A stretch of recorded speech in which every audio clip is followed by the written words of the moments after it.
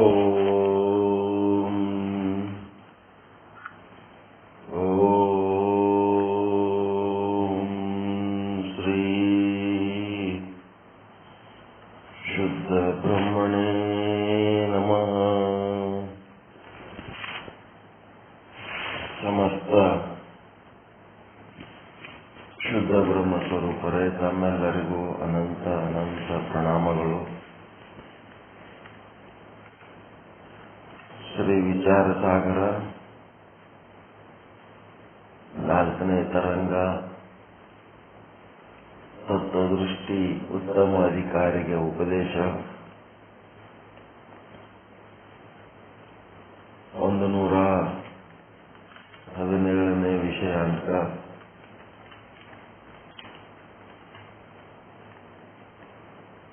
ಆತ್ಮವಿಮುಖನಿಗೆ ಇರುವಂತಹ ವಿಷಯಾಂಕ ಇದು. ಅಂತರ್ಮುಖಿಯಾಗುವ ತನಕ ಅವನ ವೃತ್ತಿಯಲ್ಲಿ ಆನಂದ ತೋರುವುದಿಲ್ಲ. ಯಾವಾಗ ಅವನ ವೃತ್ತಿ ಬಹಿರ್ಮುಖಿಯಾಗಿರ್ತದ ಅವಾಗ ವಿಷಯಾಸಕ್ತವಾಗಿರ್ತದ, ದುಃಖಿ ಚಿಂತೆ ಆಸೆಗಳಿಂದ ತುಂಬಿರ್ತದ. ಅಂತರ್ಮುಖಿ ಆಯ್ತಂತಂದ್ರ ಅದೆಲ್ಲ ಆಸೆ ಬಿಟ್ಟು ತನ್ನ ಆನಂದದಲ್ಲಿ ತಾನು ಮುಣುಗ್ತದೆ. ಅದಕ್ಕೆ ಹೊರಗೆ ವಿಷಯದಲ್ಲಿ ಸುಖ ಇಲ್ಲ, ಆನಂದ ಇಲ್ಲ ಅನ್ನೋಂಥ ಒಂದು ತಿಳುವಳಿಕೆ ಮಾತು ಹೇಳ್ತಾ, ಯಾವ ಒಂದು ಅನುಭವ ನಾವು ಇಂದ್ರಿಯಗಳಿಂದ ಮಾಡ್ಕೊಳ್ತಾ ಇದ್ದೀವಿ, ಶಬ್ದ ಸ್ಪರ್ಶ ರೂಪ ರಸ ಗಂಧ, ಅದೇ ನಮ್ಮ ಜಗತ್ತು ಆಗ್ಯದ. ಆದ್ರೆ ಇವೆಲ್ಲ ಇಂದ್ರಿಯಗಳಿಗೂ ವಿಷಯಗಳಿಗೂ ಎಲ್ಲದಕ್ಕೂ ಈ ಮಾಡುವ ಲೀಲೆಗಳಿಗೂ ಆಧಾರವಾಗಿ ನಿಂತಂತ ಆತ್ಮತತ್ವ ಅಥವಾ ಸಾಕ್ಷಿ ತತ್ವ ಅಥವಾ ಉಪಯುಕ್ತ ಚೇತನ ಅಂತ ಏನದ, ಅದನ್ನ ನಾವು ಲಕ್ಷ್ಯದಲ್ಲಿ ತಂದುಕೊಳ್ಳಲಿಲ್ಲ. ಆತ್ಮವನ್ನು ಲಕ್ಷ್ಯದಲ್ಲಿ ಇಟ್ಟುಕೊಳ್ಳಾರ್ದೆ ನಾವು ಜೀವನದಲ್ಲಿ ಏನೆಲ್ಲ ಅನುಭವಿಸ್ತಾ ಇದ್ದೀವಿ. ನಾನು ಮಾತನಾಡಬೇಕಾದ್ರೆ ಆತ್ಮ ಇದ್ರೆ ಮಾತನಾಡ್ತಾ ಈ ಬ್ರಹ್ಮಜ್ಞಾನ ಪಾಠ ಹೇಳಲಿಕ್ಕೆ ಸಾಧ್ಯ ಅದ. ನಿಮ್ಮೊಳಗನು ನನ್ನೊಳಗಿದ್ದ ಆತ್ಮನೇ ನಿಮ್ಮೊಳಗನು ಇದ್ದ ಕಾರಣ ನೀವು ಕೂಡ ಈ ಬ್ರಹ್ಮಜ್ಞಾನದ ಪಾಠ ಶ್ರವಣ ಮಾಡಿ ಅದರ ವಿಚಾರಗಳನ್ನ ಅರ್ಥ ಮಾಡಿಕೊಂಡು ಆ ಅರ್ಥದ ಅಂತರಾಳಕ್ಕೆ ಇಳಿಯಲಿಕ್ಕೆ ನಿಮ್ಮಿಂದಲೂ ಸಾಧ್ಯ ಅದ. ಏನೇನು ನಡೆದ, ಈಗ ಮಾಂತೇಶ್ ಪಾಟೀಲ್ರು ಸುಂದರವಾದ ಒಂದು ತತ್ವಪದ ಹಾಡಿದರು. ಇದೆಲ್ಲ ಎದರಿಂದ ಸಾಧ್ಯ ಆಯಿತು? ಒಳಗ ಆತ್ಮ ಇದ್ದುದರಿಂದ ಸಾಧ್ಯ ಆಯಿತು. ಈ ಆತ್ಮ ಅನುಭವಕ್ಕ ಈ ಇಂದ್ರಿಯಗಳ ಅನುಭವಕ್ಕೆ ಬರ್ತಾ ಇಲ್ಲ, ಬರುವಂತ ವಸ್ತುನು ಅಲ್ಲದು. ಒಂದ್ ವೇಳೆ ಇಂದ್ರಿಯದ ಅನುಭವಕ್ಕೆ ಬಂದದ ಅಂತ ಏನಾರ ಅನಿಸಿತ್ತು ಅಂದ್ರೆ ಅದು ಆತ್ಮ ಆಗಿರಲ್ಲ. ಯಾವುದರಿಂದಲೂ ಅದು ಅನುಭವಕ್ಕೆ ಬರಂಗಿಲ್ಲ, ಆತ್ಮದಿಂದಲೇ ಆತ್ಮದ ಅನುಭವ. ಸೂರ್ಯನನ್ನ ನೋಡ್ಬೇಕಾದ್ರೆ ಸೂರ್ಯನ ಬೆಳಕಿನಾಗೆ ನೋಡ್ಬೇಕಂತ, ಹಂಗ ಆತ್ಮನನ್ನ ಅನುಭವಿಸಬೇಕಾದ್ರೆ ಆತ್ಮದಿಂದಲೇ ಆತ್ಮನನ್ನ ಅನುಭವಿಸ್ಬೇಕು. ಅಂತ ಒಂದು ಇಂದ್ರಿಯಾತೀತವಾದಂತ ಆತ್ಮದ ಅನುಭವ, ಅನುಭೂತಿ, ಅನುಸಂಧಾನ ಮತ್ತೆ ಒಂದು ಸುಂದರವಾದ ಶಬ್ದ ವಿಚಾರ ಸಾಗರದ ಮೂಲಕ ಕಲ್ಕೊಂಡಿವಿ. ಏನಂತಂದ್ರೆ ಭಾನ. ಅಭಾನ ಪಾದಕ ಆವರಣ ತೆಗೆದ್ರೆ ಆತ್ಮದ ಭಾನವಾಗುತ್ತದೆ. ಆತ್ಮದ ಭಾನ ಆಗದಂದ್ರೆ ನಮ್ಮ ಸ್ವರೂಪದ ಅರಿವು ನಮಗಾಗುತ್ತದೆ. ಭಾನವಾಗದು, ಆತ್ಮದ ಭಾನವಾಗುವುದು ವಿಚಾರ ಸಾಗರದ ಭಾಷೆಯಲ್ಲಿ. ಅಸತ್ವ ಪಾದಕ ಆವರಣ ಅಂತಂದ್ರೆ ಆತ್ಮ ಇದೆಯೋ ಇಲ್ಲವೋ ಅನ್ನುವ ರೀತಿಯಲ್ಲಿ ಸಂಶಯ, ಅದು ಇಲ್ಲನೇ ಅನಿಸ್ಬಿಡ್ತದೆ. ಎಲ್ಲ ಕಾಲದಲ್ಲಿ ಇಲ್ಲ ಅನ್ನಿಸ್ತದೆ, ಯಾವಾಗ ಆರಾಮ ಅನ್ನಿಸ್ತದ ಅವಾಗ ದೇವರದ ಮಾತ ಅನ್ನಿಸ್ತದ ಅಷ್ಟೇ ಹೊರತು ಇಲ್ಲ ಅನ್ನಿಸ್ತದ. ಅವಾಗ ಇಲ್ಲ ಅಂತಂದ್ರ ಅವನೇ ಇಲ್ಲ ಅಂದ್ರೆ ಇದೆಲ್ಲ ಇರ್ಲಕ್ಕೆ ಹೆಂಗ್ ಸಾಧ್ಯ? ಹಿಂದೆ ಒಂದು ಆಧಾರ ಇದ್ರೆ ಈ ಒಂದು ಆಶ್ರಯ ಪಡೆದುಕೊಂಡಂತ ಜಗತ್ತಾಗಲಿ ಬ್ರಹ್ಮಾಂಡ ಆಗಲಿ ಪಿಂಡಾಂಡ ಆಗಲಿ ಇರ್ಲಕ್ ಸಾಧ್ಯ. ಆಧಾರ ಇಲ್ಲ ಅಂತಂದ್ರೆ ಯಾವುದೇ ಇರ್ಲಕ್ ಸಾಧ್ಯ ಇಲ್ಲ. ಹೀಗಾಗಿ ಅಂತ ಒಂದು ಪರಮ ಆಧಾರ ವಸ್ತು ನಮ್ಮ ಅನುಭವಕ್ಕೆ ತಂದುಕೊಳ್ಳುವಂತ ಒಂದು ಅತ್ಯಂತ ಪ್ರಮುಖ ಘಟ್ಟದಲ್ಲಿದ್ದೀವಿ. ವಿಷಯ ತುಂಬಾ ಸೂಕ್ಷ್ಮವಾಗಿದೆ, ಗಹನವಾಗಿದೆ. ಇದಕ್ಕ ಅತ್ಯಂತ ಆಸಕ್ತಿಯಿಂದ ಮತ್ತೆ ಅತ್ಯಂತ ಏನಂತಂದ್ರ ಕೇಂದ್ರೀಕೃತ ಅದರ ಮೇಲೆ ಕಾನ್ಸಂಟ್ರೇಷನ್ಲಿಂದ ನೀವು ಇದನ್ನ ಗಮನ ಹರಿಸಿ ಕೇಳಬೇಕಾಗ್ತದೆ. ಯಾವುದೋ ಮನೆಯಾಗ ಕೆಲಸ ಮಾಡ್ಕೋತ ಮೊಬೈಲ್ ಎಲ್ಲೇ ಇಟ್ಟು ಸುಮ್ ಕಾಟಾಚಾರಕ್ಕೆ ಮೊಬೈಲ್ ಆಗಿ ಚಾಲು ಇಟ್ಕೊಂಡ ಏನೇ ತಿರುಗಾಡ್ಕೋತ ಆ ಕಡೆ ಈ ಕಡೆ ಏನಾರ ಮಾಡ್ತೀನಿ ಅಂದ್ರೆ ಆಗಲ್ಲ. ಇದಕ್ಕೆ ಬಹಳಷ್ಟು ಗಮನ ಕೊಟ್ಟು ಕೇಳಬೇಕು.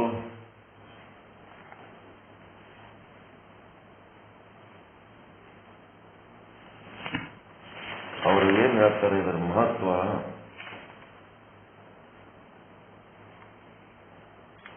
ಶಿಷ್ಯ ಸುನಾಯೇ ತೋಹಿ ಮೈಯ ಸಿದ್ಧಾಂತ. ಇಂಥ ಒಂದು ಸಿದ್ಧಾಂತ ನಾನು ನಿನಗ ಹೇಳ್ತಾ ಇದ್ದೀನಿ. ಅತ್ಯಂತ ಶ್ರೇಷ್ಠವಾದ ಸಿದ್ಧಾಂತ. ಇದರೊಳಗ ಏನಾಗಬೇಕು, ನಿನಗೇನಾದ್ರೂ ಸಂಶಯ ಇತ್ತು ಇಲ್ಲಿ ತನಕ ಹೇಳಿದ್ರಾಗ ಸೋತು ಮೇ ಹಿ ವ ಬಾಕ ಜೋ ಯಾಮೆ ಸಂಕಾರಹಿ ನಿಜಮತಿ ಮೇ ಮತಿ ರಾಕ ಮೈ ತಾಕೋ ಉತ್ತರ್ಕವು. ಏನಾದ್ರೂ ನಿನ್ನೊಳಗ ಸಂಶಯ ಇತ್ತು ಅಂತಂದ್ರ ಆ ಸಂಶಯವನ್ನ ಏನ್ ಮಾಡಬೇಕು, ಮೊದಲು ನನಗದು ತಿಳಿಸು. ಆ ಸಂಶಯ ನಾನು ನಿನಗ ಪರಿಹಾರ ಮಾಡ್ತೀನಿ ಅಂತೇಳಿ ಈ ವಿಷಯ ಮತ್ತೆ ಎಲ್ಲಿ ಕಲೀಲಿಕ್ಕಾಗಲ್ಲ, ಯಾರು ಕಲಿಸ್ಲಿಕ್ಕಾಗಲ್ಲ. ಮತ್ತೆ ಗುರುಗಳು ಬೇಕಾದಷ್ಟು ಸಿಗ್ತಾರ, ಗುರುಗಳು ಬೇಕಾದಷ್ಟು ಸಿಗ್ತಾರ. ಜಗತ್ತಿನ ತುಂಬಾ ಗುರುಗಳದ. ಈ ಸಾವಿರ ಲೆಕ್ಕದಾಗಿಲ್ಲ, ಲಕ್ಷ ಲೆಕ್ಕದಾಗಿಲ್ಲ, ಕೋಟಿ ಲೆಕ್ಕದಾಗ ಗುರುಗಳದಾರ. ಆದ್ರ ನಮ್ಮ ಜನ್ಮದಲ್ಲಿ ಎಲ್ಲೋ ಒಂದು ಸಲ ಸದ್ಗುರು ಅನ್ನೋನೊಬ್ಬವನು ಸಿಗ್ತಾನ. ನಮ್ಮೊಳಗಿನ ಯಾವ ಸಾಕ್ಷಿ ಚೈತನ್ಯ ಅದ ಅದನ್ನ ನಮ್ಮ ಅಂಗೈ ನೆಲ್ಲಿಕಾಯಿ ಹಾಗೆ ಅತ್ಯಂತ ಸರಳವಾಗಿ ಅನುಭವಕ್ಕೆ ತಂದು ಕೊಡಂತ ಗುರು ಎಲ್ಲೋ ಒಂದು ಸಲ ಎಲ್ಲೋ ಜನ್ಮದಾಗ ಒಂದು ಸಾರಿ ಸಿಗ್ತಾನೆ. ಸಿಕ್ಕಾಗ ಅಂತ ಗುರುವನ್ನ ನಾವು ಬೆನ್ನತ್ತಿ ಆತನು ತೋರುವ ಮಾರ್ಗದರ್ಶನದಲ್ಲಿ ನಾವು ಸರಿಯಾಗಿ ನಡೆದು ಆತನಿಗೆ ಒಂದು ನಾವು ಏನಾಗಬೇಕು, ಉಪಕರಣ ಆಗ್ಬೇಕು. ಉಪಕರಣ ಅಂತಂದ್ರ ಕಟಿಂಗ್ ಪ್ಲೇಯರು, ಸ್ಕ್ರೂ ಡ್ರೈವರು ಅವೆಲ್ಲ ಮನ್ಯಾಗ ಹೆಂಗಿರ್ತಾವ, ಟೂಲ್ಸ್ ಆಗ್ಬೇಕು. ಅವ ಹೆಂಗ್ಯಾಕೆ ಬಳಸಲ್ಲಕ್ಕ, ಸುತ್ತಿಗೆಗತ್ಲೆ ತಗೊಂಡು ಯಾದಕ್ಕ ಹೊಡೆಯಲಕ್ಕ, ಏನಾರ ಕೈಯಲಕ್ಕ, ಏನಾರ ಮಾಡಲಕ್ಕ. ಏನ್ ಮಾಡಿದ್ರು ಪ್ರತಿಯೊಂದು ಟೂಲ್ಸ್ಗಳು ತಗೊಂಡು ನಾವ್ ಹೆಂಗ್ ಕೆಲಸ ಮಾಡ್ತೀವಿ ಹಂಗ ಅವನು ನಮ್ಮನ್ನ ಒಂದು ಟೂಲ್ಸ್ ಗತ್ಲೆ ಬಳಸ್ಕೊಂಡು ಏನ್ ಬೇಕಾದ್ ಮಾಡಲಕ್ಕ ಸರೆಂಡರ್ ಇರೋ. ಆತನ ಜೊತೆಗೆ ನಾವು ಸರೆಂಡರ್ ಇದ್ದೇವೆ ಅಂತಂದ್ರ ನಮಗೊಂದು ಸಾರ್ಥಕತೆ ಬರ್ತದೆ. ಆತನ ಒಂದು ಮಾರ್ಗದರ್ಶನದಾಗ ನಾವು ಹೋಗ್ಬೇಕು. ಇಲ್ಲಿ ತನಕ ಹೇಳಿದ್ರೊಳಗ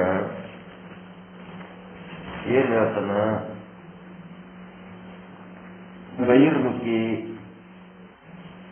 ಆಗಿದ್ರೆ ಹೊರ ಜಗತ್ತಿನಲ್ಲಿ ನಮ್ಮ ಅಂತಃಕರಣದ ವೃತ್ತಿ. ಅಂತಃಕರಣ ಅಂದ್ರೆ ನಿಮ್ಮ ಒಳಗೆ ಇರುವಂತ ಒಂದು ಕ್ರಿಯಾಶೀಲ ಚೈತನ್ಯ.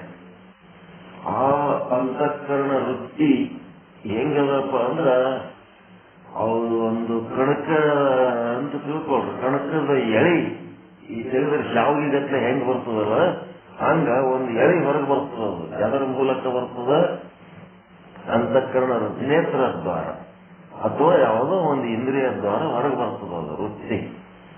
ಅದು ವೃತ್ತಿ ಹೊರಗೆ ಬಂದು ವಿಷಯಾಸಕ್ತಿಯರಾಗಿ ಹೊರ ಜಗತ್ತಿನಲ್ಲಿ ತನ್ನ ಪೂರ್ವ ಜನ್ಮದ ಸಂಸ್ಕಾರಗಳ ಪ್ರಕಾರ ಇನ್ನು ಏನು ವಿಷಯ ಭೋಗ ಮಾಡ್ಯದ ಈಗಲೂ ಅಂಥದೇ ವಿಷಯ ಭೋಗ ಮಾಡ್ಕೊತ ವಿಷಯ ಭೋಗಕ್ಕಾಗಿ ಅದು ಅಲ್ಲಿತಾ ಇರ್ತದ. ದುಃಖಿ ಚಿಂತನೆ ಏನೋ ಆಗಿರ್ತದ. ಬಹಿರ್ಮುಖಿಯಾದಾಗ ವಿಷಯಾಸಕ್ತ ಆಗಿರ್ತದ, ಬಹಿರ್ಮುಖಿಯಾದಾಗ ಆತ್ಮ ವಿಮುಖ ಆಗಿರ್ತದ, ಇಚ್ಛೆಯಲ್ಲಿ ಮುಳುಗಿರ್ತದ, ದುಃಖ ಚಂಚಲತೆ ಇರ್ತದ, ದುಃಖ ಇರ್ತದ, ಚಂಚಲತೆ ಇರ್ತದ. ಅದಕ್ಕೆ ಅದನ್ನ ಅಂತರ್ಮುಖಿಗೊಳಿಸೋದು. ಅಂತರ್ಮುಖಿಗೊಳಿಸೋದಂದ್ರ ಎರಡು ರೀತಿ ಅಂತರ್ಮುಖಿಗೊಳಿಸೋದು. ಅಂತರ್ಮುಖಿ ಅಂದ್ರ ಒಂದು ಸಲ ಏನಾಗ್ತಿರ್ತದಪ್ಪ ಅಂದ್ರೆ ವಿಷಯದ ಕಾರಣ ಅಂತರ್ಮುಖಿ ಆಗ್ತದ. ವಿಷಯದ ಕಾರಣ ಅಂತರ್ಮುಖಿ ಆದಾಗ ಯಾವಾಗ ಯಾವ ವಿಷಯವನ್ನ ಹೊರ ಜಗತ್ತಿನಲ್ಲಿ ಬಯಸಿ ಅದು ಹಂಬಲಿಸುತ್ತಿತ್ತೋ ಆ ವಿಷಯ ಅದಕ್ಕೆ ದೊರೆತಾಗ ಅದೇನಾಗ್ತದ ಒಂದು ಕ್ಷಣದ ಮಟ್ಟಿಗೆ ಅಂತರ್ಮುಖಿ ಆಗ್ತದೆ. ಒಂದು ಕ್ಷಣದ ಮಟ್ಟಿಗೆ ಅಂತರ್ಮುಖಿಯಾಗಿ ಏನಾಗ್ತದಪ್ಪ ಅಂತಂದ್ರೆ ಆತ್ಮಸಮ್ಮುಖಿ ಆಗ್ತದ. ಆತ್ಮಸಮ್ಮುಖಿಯಾಗಿ ಏನಾಗ್ತದಂದ್ರ ಯಾವಾಗ ಅದು ಅಂತರ್ಮುಖಿ ಆಗ್ತದ ಆ ಒಂದು ಕ್ಷಣ ಕಾಲ ಮಾತ್ರ ಅದು ತಟಸ್ಥ ಆಗ್ತದ, ನಿಶ್ಚಲ ಆಗ್ತದ. ಯಾವಾಗ ಅದು ಒಂದು ಕ್ಷಣ ಕಾಲ ತಟಸ್ಥ ಆಯ್ತು, ನಿಶ್ಚಲ ಆಯ್ತು ಅಂತಂದ್ರ ಆವಾಗ ಏನಾಗ್ತದಪ್ಪ ಅಂತಂದ್ರೆ ಆ ವಿಷಯದ ಕಾರಣ, ವಿಷಯ ಪ್ರಾಪ್ತಿಯ ಕಾರಣ ಅದಕ್ಕೊಂದಿಷ್ಟು ಅಂತಃಕರಣಕ್ಕೆ ಆನಂದ ಉಂಟಾಗ್ತದೆ. ಆ ಆನಂದ ಏನದ ಅಂದ್ರೆ ಪ್ರತಿಬಿಂಬದ ಆನಂದ, ಬಿಂಬದ ಆನಂದ ಅಲ್ಲ, ಪ್ರತಿಬಿಂಬದ ಆನಂದ. ವಿಷಯ ಆಸಕ್ತಿ ಹೊಂದಿ ವಿಷಯ ಪ್ರಾಪ್ತಿ ಹೊಂದಿದ ಕಾರಣ ಅದು ಅಂತರ್ಮುಖಿ ಆಗಿದ್ದಕ್ಕೆ ಅದು ಪ್ರತಿಬಿಂಬದ ಆನಂದ ಅನುಭವಿಸ್ತದೆ. ಒಂದು ಕ್ಷಣ ಮಾತ್ರ ವಿಷಯದ ಅನುಭವಕ್ಕಾಗಿ ಅಂತರ್ಮುಖಿಯಾಗಿ ಒಂದು ಕ್ಷಣ ಅದು ಅಂತರ್ಮುಖಿಯಾಗಿ ಪ್ರತಿಬಿಂಬದ ಆನಂದ ಅನುಭವಿಸ್ತದೆ.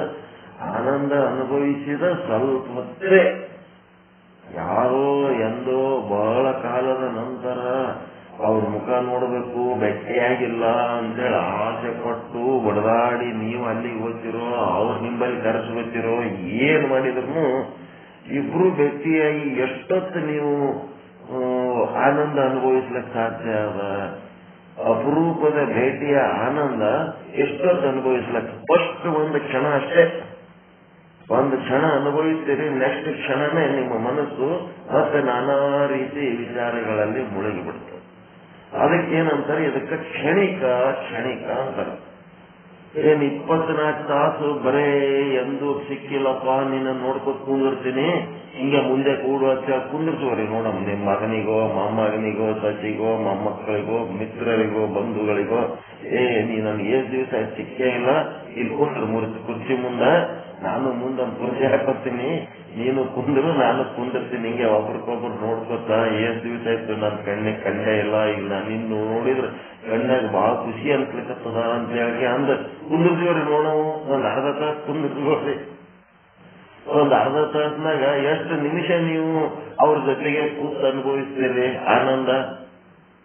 ನಿಮ್ಮ ಚಿತ್ತವೃತ್ತಿ ಎಷ್ಟೊತ್ತ ಆ ಒಂದು ಅಪರೂಪದ ವ್ಯಕ್ತಿ ಅಥವಾ ವಸ್ತುವಿನ ಮೇಲೆ ಇದಾಗಿ ಕಾನ್ಸಂಟ್ರೇಟ್ ಮಾಡ್ಕೊಂಡಿರ್ತದ, ಅದು ಏಕಾಗ್ರ ಪಡ್ಕೊಂಡಿರ್ತದ.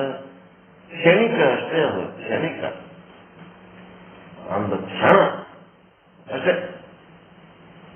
ಗಂಡ ಊರಿಗೆ ಹೋಗಿ ಬಹಳ ದಿವಸ ಆಯ್ತು ಬಂದೇ ಇಲ್ಲ, ಏನ್ ಮಾಡ್ಬೇಕು, ಏಸ್ ದಿನ ಆಯ್ತು ಹಿಂಗಾದ್ರೆ ಹೆಂಗ? ಅಥವಾ ಹೆಣತಿ ತವ್ರ ಮನೆಗೆ ಹೋಗಿ ಆ ಕಡೆ ಹೋಗಿಗಳ, ಏಸ್ ದಿನ ಆಯ್ತು ಬಂದೇ ಇಲ್ಲ, ಹಿಂಗಾದ್ರೆ ಹೆಂಗ? ಆಯ್ತು ಹೆಣತಿ ಬಂದಳು, ಎಷ್ಟೊತ್ತ? ಗಂಡ ಬಂದ, ಎಷ್ಟೊತ್ತ? ಮಕ್ಕಳು ಬಂದ್ರು, ಎಷ್ಟೊತ್ತ? ಇವೆಲ್ಲ ಕ್ಷಣಿಕ, ಇವೆಲ್ಲ ಕ್ಷಣಿಕ. ಇನ್ನೊಂದು ರೀತಿ ಅಂತರ್ಮುಖಿ ಏನದು ಅಂದ್ರೆ ತತ್ವ ಚಿಂತನೆ. ಈ ಒಂದು ತತ್ ತ್ವಂ ಪದಾರ್ಥ ಸಂಶೋಧನೆಗಾಗಿ ತತ್ ಅಂದ್ರೇನು, ತ್ವಂ ಅಂದ್ರೇನು, ಆತ್ಮ ಅಂದ್ರೇನು, ಪರಮಾತ್ಮ ಅಂದ್ರೇನು, ಈ ರೀತಿ ಸದ್ಗುರುನಾಥನ ಬಳಿ ಕುಳಿತು ಶ್ರವಣ ಮಾಡುವಾಗ ಏನಾಗ್ತಿರ್ತದ, ನಿಮಗ ನಿಜವಾಗಿ ಬೇಕಾಗಿರೋದು, ನಿಮ್ಮ ಅಂತಃಕರಣಕ್ಕೆ ನಿಜವಾಗಿ ಬೇಕಾಗಿರೋದು ಯಾವ್ದಂದ್ರೆ ತತ್ವಜ್ಞಾನ. ತತ್ವಜ್ಞಾನ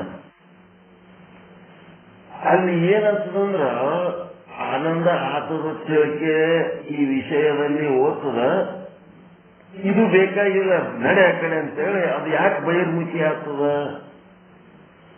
ಯಾಕೆ ಬಹಿರ್ಮುಖಿ ಆಗ್ತದ್ರಿ? ಅದು ನಾನು ಬಂದದ್ದು ಇದ್ರ ಸಲುವಾಗಿ ಅಲ್ಲ ಅಂತ ಹೇಳಕ್ಕೆ ಅದು ಬಹಿರ್ಮುಖಿ ಆಗ್ತದೆ. ಇದು ನನಗೆ ಬೇಕಾಗಿದ್ದು ಅಲ್ಲ, ನನಗೆ ಬೇಕಾಗಿದ್ದು ಇದು ಅಲ್ಲ ಅಷ್ಟೇ. ಯಾವುದೇ ಒಂದು ವಿಷಯದಲ್ಲಿ ನೀವು ಒಂದು ಕ್ಷಣ ಹೋಗಿ ಒಳ್ಳೆ ಯಾಕೆ ಬರ್ತೀರಿ ಅಂತಂದ್ರೆ ಅದು ಒಂದು ಕ್ಷಣದಾಗೆ ಮತ್ತು ವಾಪಸ್ ಹೊರಗೆ ಯಾಕೆ ಬರ್ತದಂದ್ರೆ ನಾನು ಬಂದದ್ದು ಇದನ್ನ ಅನುಭವಿಸ್ಲಕ್ಕಲ್ಲ, ಇದು ಶಾಶ್ವತ ಸುಖ ಕೊಡಂತದ ಅಲ್ಲ, ಇದ್ರೊಳಗ ವಿಯೇಶ್ವರ ಲಿಂಗ ಇಲ್ಲ. ಹೀಗಾಗಿ ಏನಾಗ್ತದ, ಇದು ನನ್ನ ಗುರಿ ಅಲ್ಲ, ಇದನ್ನ ಅನುಭವಿಸೋದು ನನ್ನ ಕೆಲಸ ಅಲ್ಲ ಅಂತ ಅದು ಮನಸ್ಸು ಮತ್ತೆ ಚಂಚಲಾಗಿ ಹೊರಗೆ ಹೋಗ್ತದ. ನೀವೇನ್ ಮಾಡ್ತೀರಿ, ಅದಕ್ಕ ಒಂದು ದೊಡ್ಡ ಮನಿ ಕಟ್ಟಿಸ್ತೀರಿ, ಕಟ್ಟಿಸಿ ನೋಡು ಇಷ್ಟು ದೊಡ್ಡ ಮನಿ ಕಟ್ಟಿಸಿ ಇಂಥ ದಿನ ಓಪನಿಂಗ್ ಮಾಡೀನಿ ಅಂತೇಳಿ ನಿಮ್ಮ ಮನಸ್ಸಿಗೆ ಏನ್ ಮಾಡ್ಬಿಡ್ತೀರಿ, ಅಂತದೊಂದು ಮನಸ್ಸು ಸಂತೋಷ ಪಡೋದಕ್ಕೆ ಅಲ್ರಿ, ನಿಮ್ಮ ಮನಸ್ಸಿಗೆ ಸಂತೋಷ ಪಡಿಸೋದಕ್ಕೆ ಅಂತದೊಂದು ಮನಿ ಕಟ್ಟಿರಿ. ಮನಿ ಕಟ್ಟಿ ಓಪನಿಂಗ್ ಮಾಡಿದ್ರೆ ಮರುದಿನ ನಿಮ್ ಪರಿಸ್ಥಿತಿ ಏನಿರ್ತದ, ಅದೇ ಮನಿ ಮೇಲೆ ಇರ್ತದೆ ಮನಸ್ಸು. ಅದ್ರ ಮುಂದೊಂದು ಮರ ಬಂಗಾರ ಹಾಕ್ರಿ, ಅದು ಏನ್ ಮಾಡ್ತದ, ಬಂಗಾರ ಒಂದು ಕ್ಷಣ ನೋಡ್ತದ, ಇದು ನಾನು ಇದ್ರ ಸಲುವಾಗಿ ಬಂದಿಲ್ಲ, ನಾ ಈ ಮನಿ ಸಲುವಾಗಿ ಬಂದಿಲ್ಲ, ನಾ ಗಂಡನ ಸಲುವಾಗಿ ಬಂದಿಲ್ಲ, ನಾ ಹೆಂಡತಿ ಸಲುವಾಗಿ ಬಂದಿಲ್ಲ, ನಾ ಮಕ್ಕಳ ಸಲುವಾಗಿ ಬಂದಿಲ್ಲ, ನಾ ಅಧಿಕಾರದ ಸಲುವಾಗಿ ಬಂದಿಲ್ಲ, ನಾ ರಕ್ತದ ಸಲುವಾಗಿ ಬಂದಿಲ್ಲ, ಇದು ಯಾವುದರ ಸಲುವಾಗಿ ಬಂದಿಲ್ಲ. ನಾನು ಬಂದದ್ದು ತತ್ವಜ್ಞಾನಕ್ಕ, ಆತ್ಮಜ್ಞಾನಕ್ಕ. ನನಗದು ಎಲ್ಲಿ ಸಿಗ್ತದೋ ಅಲ್ಲಿ ನಾ ಶಾಶ್ವತವಾಗಿ ಆನಂದ ಹೊಂದ್ಕೊಂಡಿರ್ತೀನಿ ಅಂತ ಅದನ್ನೇ ಹುಡುಕ್ತಿರ್ತು.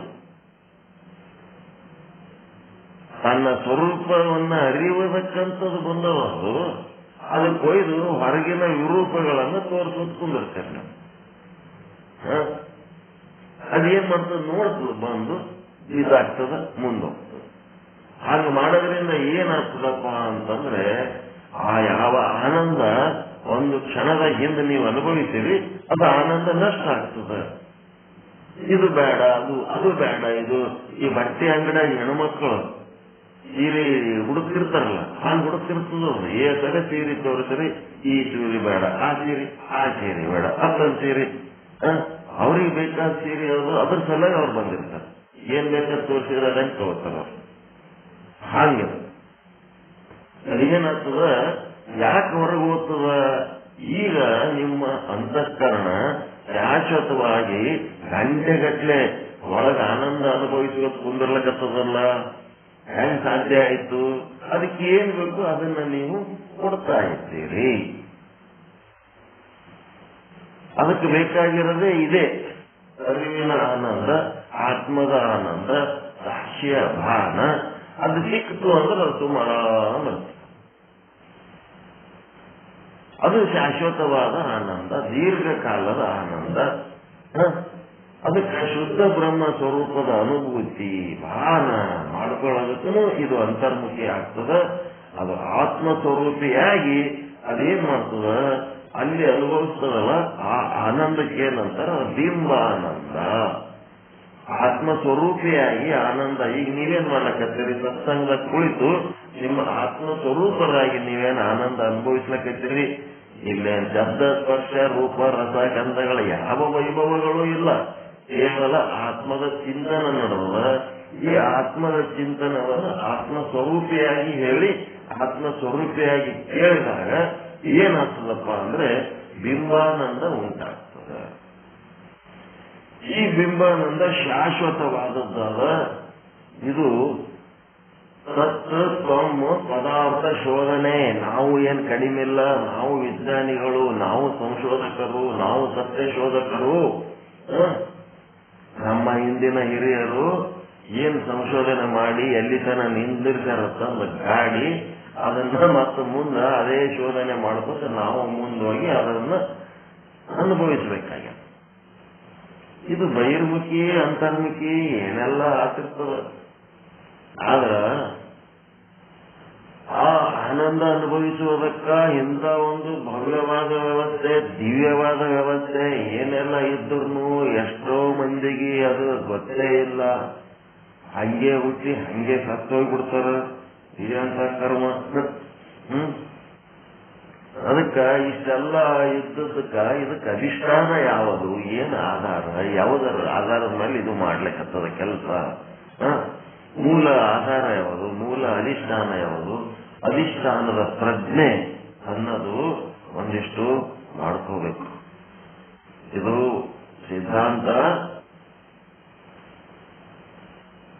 ಬಹಳ ದೊಡ್ಡವರು, ಬಹಳ ತಿಳಿದವರು, ದೊಡ್ಡ ಆತ್ಮಾನುಭವಿಗಳು ಕೂಡಿ ಮಾಡಿದ ಸಿದ್ಧಾಂತ ಇದು. ಎಲ್ಲ ಕಾಲದಲ್ಲಿ ಸಕಾಲಿಕ ಸತ್ಯ ಬೇರೆ, ಸರ್ವಕಾಲಿಕ ಸತ್ಯ ಬೇರೆ.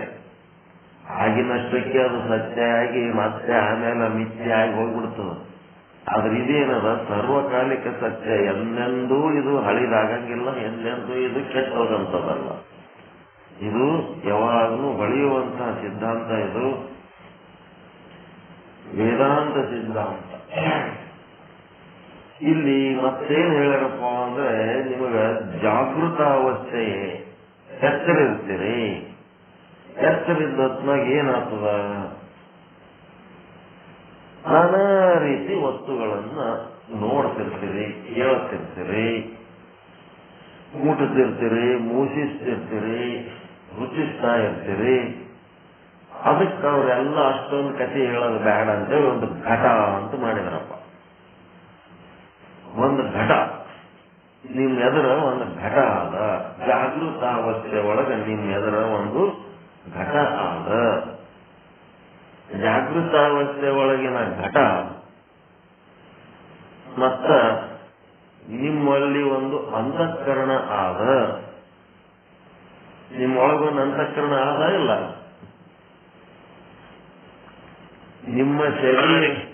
ನಿಮ್ಮ ಶರೀರ ಗಾತ್ರ ಎಷ್ಟದ ಅಷ್ಟು ಅಂತಃಕರಣ ಅದ. ಎಲ್ಲೋ ಒಂದು ಮೂಲೆಗಾದ ಅಂತಲ್ಲ, ಎಲ್ಲೋ ಒಂದು ಮೂಲೆಗಲ್ಲ. ಅದು ನಿಮ್ಮ ಶರೀರ ಗಾತ್ರ ಎಷ್ಟದ ಅಷ್ಟು ಅಂತಃಕರಣ ಅದ. ಆ ಅಂತಃಕರಣದೊಳಗ ಇಡೀ ಬ್ರಹ್ಮಾಂಡ ತುಂಬ ಬ್ರಹ್ಮ ಸರ್ವ ವ್ಯಾಪಕ. ಪರ್ವೇಡಿಂಗ್ ಅಂತಾರೆ. ಪರ್ವೇಡ್ ಆಗದಂದ್ರೆ ವ್ಯಾಪಕ, ಪರ್ವೇಡೆಡ್. ಅವನು ಎಲ್ಲಾ ಕಡೆ ವ್ಯಾಪಿಸಿದ್ದಂತವ ಆ ಘಟದಾಗನು ವ್ಯಾಪಿಸ್ಯಾನ ಇಲ್ಲ? ಘಟದೊಳಗೆ ಅದನ ಇಲ್ಲ ಬ್ರಹ್ಮ?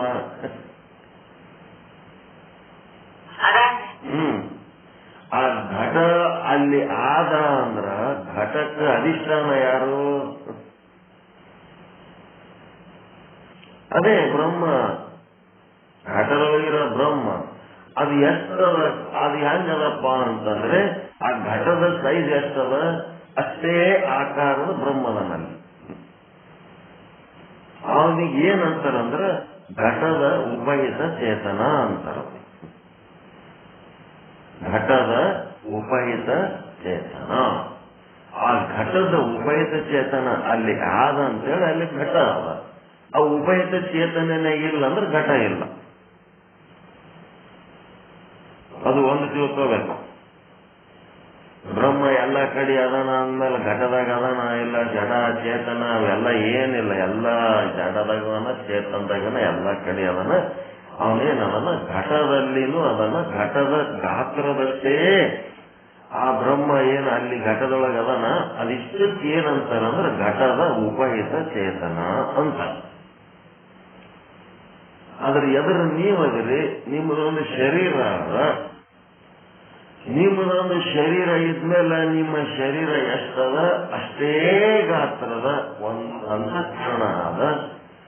ಆ ಅಂತಃಕರಣದಲ್ಲಿ ಏನದಪ್ಪ ಅಂತಂದ್ರೆ ಅದರೊಳಗೂ ಬ್ರಹ್ಮದನ, ಅವನಿಗೂ ಉಪಯುತ ಚೇತನ ಅಂತಾರ. ಯಾವುದು ಅಂತಃಕರಣ ಉಪಯುತ ಚೇತನ ಅಂದ್ರು ಅಂತಾರ, ಇಲ್ಲಂದ್ರೆ ಸಾಕ್ಷಿ ಚೇತನ ಅಂತಾರ. ಅಂತಃಕರಣ ಉಪಯುತ ಚೇತನ, ಸಾಕ್ಷಿ ಚೇತನ ಅಂತಾರ. ನಿಮ್ಮ ಅಂತಃಕರಣ ಒಳಗದ ಘಟ ಹೊರಗದ, ಇದಕ್ಕೆ ಸಂಬಂಧ ಕೂಡಿಸೋದು ಯಾವುದು ಅಂತಂದ್ರ ನಿಮ್ಮ ಅಂತಃಕರಣದೊಳಗೆ ಒಂದು ಸಾಮರ್ಥ್ಯ ಏನದ, ಇಂದ್ರಿಯ ದ್ವಾರ ಹೊರಗೆ ಹೋಗುವಂತ ಸಾಮರ್ಥ್ಯ ಒಂದು ಎಳೆಯ ರೂಪದಲ್ಲಿ ಹೊರಗೆ ಹೋಗ್ತದ. ಕಣ್ಣಿನ ಮೂಲಕನೋ, ಕಿವಿಯ ಮೂಲಕನೋ, ಮೂಗಿನ ಮೂಲಕನೋ ಯಾವುದೋ ಒಂದು ಇಂದ್ರಿಯದಿಂದ ಹೊರಗೆ ಹೋಗ್ತದ. ಆ ಹೊರಗೆ ಹೋಗಿ ನಿಮ್ಮ ಅಂತಃಕರಣನೇ ಹೊರಗೆ ಹೋಗಿ ಆ ಘಟದ ಒಂದು ಸಮಾನ ಆಕಾರ ತಾಳ್ತದ. ಆ ಸಮಾನ ಆಕಾರ ತಾಳ್ಬೇಕಾದ್ರೆ ಅಲ್ಲಿ ಬೆಳಕಿರಬೇಕಾಗ್ತದೆ. ಬೆಳಕಿತ್ತಂದ್ರೆ ಅದು ಸಮಾನ ಆಕಾರ ತಾಳ್ತದೆ. ಅಂತಃಕರಣ ಒಳಗದ ಘಟ ಹೊರಗದ. ಆ ಅಂತಃಕರಣದ ಒಂದು ವೃತ್ತಿ ಅಂದ್ರೆ ಒಂದು ಎಳೆ ಹೊರಗೆ ಹೋಗಿ ಆ ಒಂದು ಘಟದ ಸಮಾನ ಆಕಾರ ತಾಳ್ತದ. ಆ ಸಮಾನ ಆಕಾರದೊಳಗೆ ಸಹಿತ ಏನದಂತಂದ್ರೆ ಬರೀ ನಾವು ಏನ್ ಹೇಳಿದೇವಿ ಈಗ, ಬ್ರಹ್ಮ ಅದನ ಅಂತ ಹೇಳಿದೆವು. ಬ್ರಹ್ಮನನ್ನ ಅಂತಃಕರಣ ಉಪಯುತ ಚೇತನ ಅಂದೆವು. ಮತ್ತೆ ಈ ಕಡೆ ಘಟದ ಉಪಯುತ ಚೇತನ ಅಂದೆವು. ಮತ್ತೆ ವೃತ್ತಿ ಬಂದು ಹೊರಗೆ ಬಂದು ಘಟಕ್ಕೆ ಸಂಬಂಧ ತಗೊಂಡದಲ್ಲ, ಆ ವೃತ್ತಿ ಒಳಗೂ ವೃತ್ತಿ ಉಪಯುತ ಚೇತನ ಅಂದೆವು. ಇವು ಮೂರು ಉಪಯುತ ಚೇತನಗಳಾದವು. ಈಗ ಅಂತಃಕರಣ ಉಪಯುತ ಚೇತನನು ಅದೇ ಸಾಕ್ಷಿ, ಅದೇ ಬ್ರಹ್ಮ. ಹೊರಗೆ ಬಂದದ ವೃತ್ತಿ, ಆ ವೃತ್ತಿ ಒಳಗೂ ಎಲ್ಲಾ ಕಡೆ ಇದ್ದು ಪರಮಾತ್ಮ ವೃತ್ತಿ ಒಳಗಿರಂಗಿಲ್ಲ. ಆ ವೃತ್ತಿ ಒಳಗೆ ವೃತ್ತಿ ಉಪಯುತ ಚೇತನ ಆಯ್ತು. ಆ ವೃತ್ತಿ ಉಪಯುತ ಚೇತನ ಹೋಗಿ ಘಟದ ಉಪಯುತ ಚೇತನ, ಈ ಮೂರು ಕೂಡಿ ಜಂಕ್ಷನ್ ಆಗಿಬಿಡುತ್ತೆ, ಒಂದೇ ಆಗಿಬಿಡುತ್ತೆ. ಒಂದೇ ಆಯ್ತು. ಹೆಂಗಾಯ್ತು ನೋಡ್ರಿ, ನಿಮ್ ಮನೆಯಾಗಿಂದ ಒಂದು ವೈರಿಂಗ್ ಅದ, ಕಂಬದೊಳಗಿಂದ ಒಂದು ವೈರಿಂಗ್ ಅದ, ಎರಡಾಯ್ತು. ಅವೆರಡಕ್ಕೆ ನಡುವರ್ಕ್ ಕನೆಕ್ಷನ್ ಕೊಡೋದು ಯಾವುದು? ಕಂಬದ ಕರೆಂಟಿಗೆ ಮನೆಯ ಕರೆಂಟಿಗೆ ಕನೆಕ್ಷನ್ ಕೊಡೋದು ಯಾವುದು? ಸರ್ವಿಸ್ ವೈರ್ ಅಂತ ತಿಳಿಯೋದು, ಅದು ಸರ್ವಿಸ್ ವೈರ್. ಆ ಸರ್ವಿಸ್ ವೈರ್ ವೃತ್ತಿ ಇದ್ದಂಗ. ಈಗ ಅದ್ರಾಗಿಂದ ಕರೆಂಟ್ ಹರಿದು ಮನಿ ಒಳಗೆ ಬಂದದ. ಈಗ ಕಂಬದ ಕರೆಂಟ್ ಬೇರೆ, ಆ ಸರ್ವಿಸ್ ವೈರ್ ಕರೆಂಟ್ ಬೇರೆ, ನಿಮ್ ಮನೆಯ ಕರೆಂಟ್, ನಿಮ್ ಮನೆಯ ವೈರ್ನಾಗಿನ ಕರೆಂಟ್ ಬೇರೆ ಅದ ಏನು? ಒಟ್ಟು ಒಂದೇ ಆಯ್ತಾ ಇಲ್ಲ? ಯಾವಾಗ ನಿಮ್ಮ ಲಕ್ಷ್ಯ ಆ ಕಡೆ ಇಲ್ಲ, ಅದು ವೃತ್ತಿ ಹೊರಗೆ ಬರಂಗಿಲ್ಲ. ನಿಮ್ಮ ಅಂತಃಕರಣ ವೃತ್ತಿ ಒಳಗೆ ಇರ್ತದ. ಆ ಘಟಪಟಾದಿ ವಸ್ತುಗಳ ಒಂದು ಉಪಯುತ ಚೇತನ ಹೊರಗೆ ಇರ್ತದೆ. ಅವು ಒಂದಕ್ಕೊಂದು ಕನೆಕ್ಷನ್ ಇರಂಗಿಲ್ಲ. ಯಾವಾಗ ಅದರ ಕಡೆ ಲಕ್ಷ್ಯ ಕೊಡ್ತೀರಿ, ಆವಾಗ ನಿಮ್ಮ ವೃತ್ತಿ ಹೋಗಿ ಆ ಘಟದ ಆಕಾರ ತಾಳ್ತದೆ. ಇದು ಏನಾಯ್ತಪ್ಪ, ಇದು ಆಗದು ನಿಮ್ಗೆ ಅನುಭವಕ್ಕೆ ಬರಂಗಿಲ್ಲ. ಇದು ಆಗದು ನಿಮ್ಗೆ ಅನುಭವಕ್ಕೆ ಬರಂಗಿಲ್ಲ. ಹಂಗೇನಾದ್ರೆ ಅನುಭವಕ್ಕೆ ಬಂದ್ರೆ ನಿಮಗ ಘಟದ ಉಪಯುತ ಚೇತನ, ವೃತ್ತಿ ಉಪಯುತ ಚೇತನ, ಅಂತಃಕರಣ ಉಪಯುತ ಚೇತನ, ಇವು ಎಲ್ಲ ಮೂರು ಒಂದಾಗ್ಯಾವ ಅಂತ ಅನುಭವಕ್ಕೆ ಬಂತ. ಅವು ಮೂರು ಅಲ್ಲೆಲ್ಲೇ ಅದಾವ ಅಂತೇಳಿ ಅನುಭವಕ್ಕೆ ಬಂತ. ಇದು ನಿಮಗೇನಾರ ಮೊದಲೇ ಗೊತ್ತಿತ್ತ? ಯಾರ ಹೇಳಿದ್ರ? ಅದು ಕೇಳಿ ನಿಮಗೆ ಅದರದ್ದು ದೃಢ ನಿಶ್ಚಯ ಆಗಿತ್ತ? ಇಲ್ಲಿ ತನಕ ಆಗದೇನದ, ಜ್ಞಾನ ಆಗದು ಏನದ, ತಡ ಆಗಂಗಿಲ್ಲ. ಉಪಯುಕ್ತ ಚೇತನದ ಬಗ್ಗೆ ಜ್ಞಾನ ಆಗದು ತಡ ಆಗಂಗಿಲ್ಲ. ಎಲ್ಲಾ ವಸ್ತುಗಳು ನೋಡ್ತೀರಿ, ನನ್ನ ಅಂತಃಕರಣದೊಳಗನು ಒಂದು ಉಪಯುಕ್ತ ಚೇತನ ಅದ. ಮುಂದಿರುವ ವಸ್ತು ವ್ಯಕ್ತಿಗಳು ಏನೇನದವ ಅವುದ್ರೊಳಗೂ ಒಂದು ಉಪಯುಕ್ತ ಚೇತನ ಅದ. ಮತ್ತ ಅದನ್ನ ನಾನು ಲಕ್ಷ್ಯ ಕೊಟ್ಟು ಆ ಕಡೆ ಗಮನ ಹರಿಸಿದಾಗ ನನ್ನ ವೃತ್ತಿ ಆ ವಸ್ತು ವ್ಯಕ್ತಿಗಳ ಮೇಲೆ ಹೋಗಿ ಆ ವೃತ್ತಿ ಒಳಗಿರೋ ಉಪಯುಕ್ತ ಚೇತನ, ನನ್ನ ಅಂತಃಕರಣದೊಳಗಿರೋ ಉಪಯುಕ್ತ ಚೇತನ, ಆ ವಸ್ತುವಿನಲ್ಲಿರುವ ಉಪಯುಕ್ತ ಚೇತನ ಮೂರು ಸೇರಿಸಿ ಒಂದೇ ಆಗ್ತದ ಅಂತ ಹೇಳಕ್ಕೆ ಇದಕ್ಕೇನಂತಾರ? ಜೀವ ಬ್ರಹ್ಮರ ಏಕತ್ವ. ಇದು ಏನಾಯ್ತು? ಉಪಯುಕ್ತ ಚೇತನಗಳ ಸಂಗಮ, ತ್ರಿವೇಣಿ ಸಂಗಮ. ಇದಕ್ಕೆ ತ್ರಿವೇಣಿ ಸಂಗಮ ಅನ್ನೋದು. ಈ ರೀತಿ ಸಂಗಮ ಆಗದು ಜ್ಞಾನ. ಇದು ಜ್ಞಾನ ಆಯ್ತು. ಇದು ಜ್ಞಾನ ದೃಢ ಆಗ್ಬೇಕು. ಇದ್ರಾಗೆ ನಿಲ್ಲಬೇಕಲ್ಲ. ನಿಮ್ಮ ಎದುರಿಗೆ ಒಬ್ಬವ ಕಳ್ಳ ಬಂದಾಗ ಅವನೊಳಗೂ ಉಪಯುಕ್ತ ಚೇತನ ನೋಡಿ ಅಲ್ಲಿ ಉಪಯುಕ್ತ ಚೇತನ ಆದ. ನಂದೊಂದು ಉಪಯುಕ್ತ ಚೇತನ ಅಂದ್ರೆ ಬ್ರಹ್ಮ ಚೈತನ್ಯನೇ ಅಂತ ಹೇಳಿ ಇದು ಅವನಿಗೆ ಎಲ್ಲಾ ಕಡೆ ಬ್ರಹ್ಮನನ್ನೇ ಕಾಣುವಂಥದ್ದು ಜ್ಞಾನ ದೃಢವಾದವರಿಗೆ ಸಾಧ್ಯ. ಇದು ಎಲ್ಲರಿಂದ ಸಾಧ್ಯ ಇಲ್ಲ. ಜ್ಞಾನ ಮಾಡ್ಕೊಳ್ಳೋದೇನು ಎಲ್ಲರಿಗೆ ತಡಕ್ಕಿಲ್ದಾಗ ಜ್ಞಾನ ಆಗ್ತದ. ಇಷ್ಟು ಜ್ಞಾನ ಆಗ್ಯದ, ಎಲ್ಲರಿಗೆ ಆಗ್ಯದ. ಆದ್ರೆ ಎದುರಿಗೊಬ್ಬ ಯಾವನೋ ಅನುಚಿತವಾದ ವ್ಯಕ್ತಿ ಬಂದಾಗ ಅಥವಾ ಅನುಚಿತವಾದ ಪ್ರಸಂಗ ಬಂದಾಗ, ಅನುಚಿತವಾದಂತ ಮಾತುಗಳು ಕೇಳಿದಾಗ, ಅನುಚಿತವಾದಂತ ದೃಶ್ಯ ನೋಡಿದಾಗ ನೀವು ಉಪಯುಕ್ತ ಚೇತನವನ್ನೇ ನೋಡಿ ವ್ಯವಹರಿಸಿದ್ರಿ ಅಂತಂದ್ರೆ ನಿಮಗೆ ಆನಂದ ಆಗ್ತದ. ಉಪಯುಕ್ತ ಚೇತನ ಬಿಟ್ರಿ ಅಂತಂದ್ರೆ ಏನ್ ಕಾಣ್ತದ? ಆ ಬ್ರಹ್ಮನ ಜೊತೆಗೆ ಒಂದು ಆದ, ಉಪಯುಕ್ತ ಚೇತನದ ಜೊತೆಗೆ ಒಂದು ಆದ, ಬ್ರಹ್ಮದಿಂದ ತಾನು ಭಿನ್ನ ಅನ್ನಂಥದ್ದು ಒಂದು ಆದ. ಏನದು? ಬ್ರಹ್ಮನ ಹಣಿ ಒಳಗೆ ಏನದ ತಿಳಿವಿ?